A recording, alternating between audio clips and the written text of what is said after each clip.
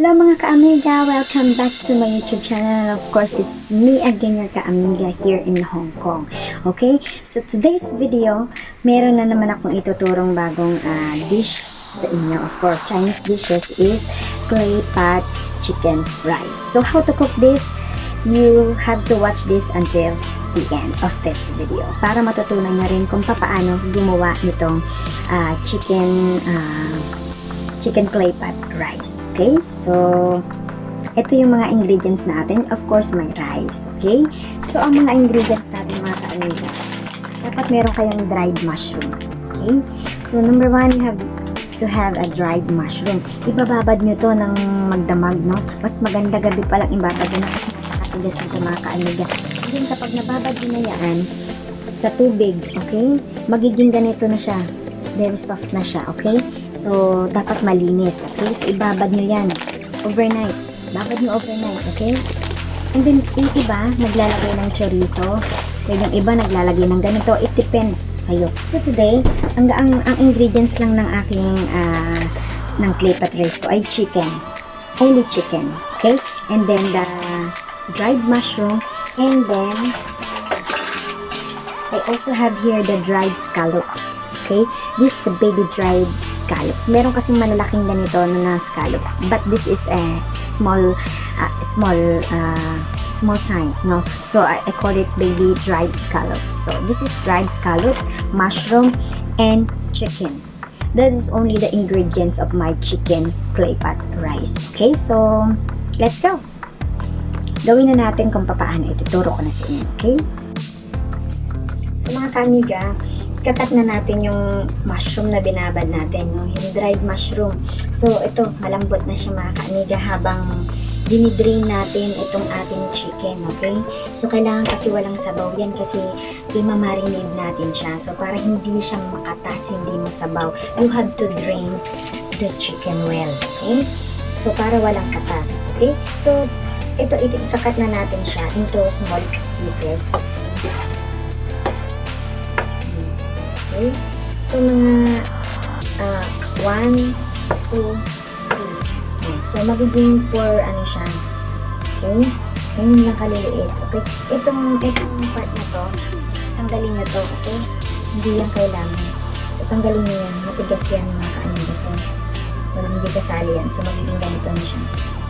Okay? So, 1, 2, 3. So, tatlong cut na ganun. Ayan lang ang kailangan natin, okay? So, ito, baby dried scallops. Ito, dried mushroom to, pero pag binabad yun na ng overnight, magiging malambot na siya. And then, the whole chicken, okay? Ayan, i-marinate na natin ang ating chicken, okay? So, marinate na natin ang ating chicken. So, mamarinate na po natin ang ating chicken para sa ating rice clay pot. No. Pero hindi natin ito ilagay, sasalang ko lang siya sa rice cooker. So, yan. Hindi sa clay pot. Okay? So, ganun yung version ko dito. Hindi siya sa clay pot.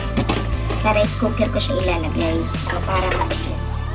Hindi na, so, rice cooker ko siya. Gagamitin ko rice cooker. Okay?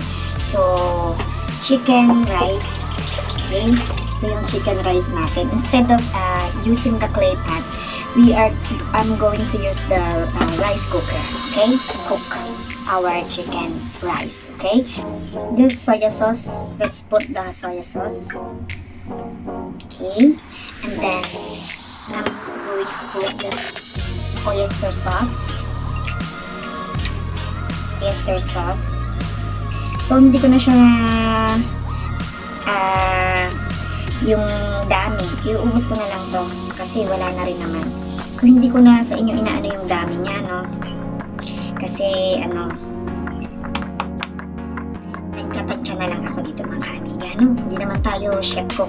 Pero, syempre, pag matagal ka nang nagluluto, alam mo na kung paano siya, gaano kadami, ganyan, gaano makaano, diba? So, this is whole chicken, okay? This is whole chicken. And then, I'm going also to put some pepper, white pepper, okay? So, let's put the white pepper. this marinated chicken, only little, okay? Kasi meron na siyang soya sauce and then the oyster sauce. And just put little marinated chicken. So, this is for the chicken marinade, mga ka-amiga. So, only little. Kasi ito mga ka-amiga, ano na to eh, medyo matamis-tamis na siya, okay? And then, I will also put, don't forget the cornstarch, okay? If you have a cornstarch, potato starch, you can also use, okay? So, don't forget. So, I will also put this potato starch, mga ka-amiga, okay? So, this is potato starch I'm using. So, lalagyan din natin siya nito. Ganito ako mag-marinate, mga ka-amiga, no? Nilalagyan ko ng cornstarch. So, ayan na. Malinis yung kamay ko, di ba? Naghugas na ako, di ba? Yan. So, naubos na kasi yung aking gloves, mga ka-amiga, no? Pero mas maganda, no? Talagang i-mix nyo maigi, no, mga ka-amiga? I-mix nyo maigi, ha? Okay? So, yan. I-marinate nyo maigi. So, mix all together. At, no, itong tinuturo ko sa inyo, mga ka-amiga, ito yung simpleng mga lutong bahay lang na, ano mo yun, hindi naman paghandaan, mga ka-amiga, no? Kasi kung tutuusin, marami talagang ingredients yan, ano? So, yaan lang ang iaano ko mamaya, no? So, yaan lang, mga ka-amiga, yung pagmamarinate. Napakasimple lang, mga ka-amiga, no? Then, I'm going to put this in the fridge, okay? So at dinner, before maybe 7 o'clock, I will cook this, no? So, ito na yung ating mushroom. So, this is the dried mushroom that I soak overnight so that becomes soft yung ating mushroom. So, hihiwain nyo rin yan.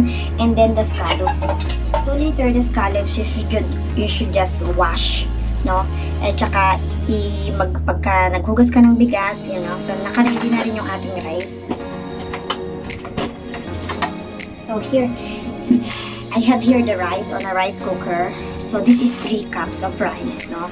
3 cups of rice. I think this is enough, or maybe we will just add. Kasi meron ng mushroom eh. So, meron ng mushroom, meron na siyang scallops, and meron na siyang chicken. I think the 3 cups of rice is enough for us. We are 5 person, no? Hindi pa namin mauubos yun, mga ka-amiga. Hello, mga ka-amiga, I'm back. At ngayon ito na natin itong ating chicken clay pot rice. But katulad yan sinabi ko, instead of clay pot, I'm using the rice cooker to cook this chicken rice. Okay, so let's go. So I have that 3 cup of rice here. So 3 cup of rice na for us. Hindi kami kumakain ng masyado maraming kanin. Okay, so 3 cup of rice. So, i-wash lang natin yung rice. Let's wash it. Okay, hugas na yung rice natin. Once na hugasan na yung rice, i-drain nyo yung mga tubig talaga. 3 cups of water din. But this time, gagawin ko lang 2.5 ang water. You know why? Kasi yung mushroom, maglalabas yan ng water. And also yung chicken, nakamarinate natin chicken kanina, maglalabas din siya ng water.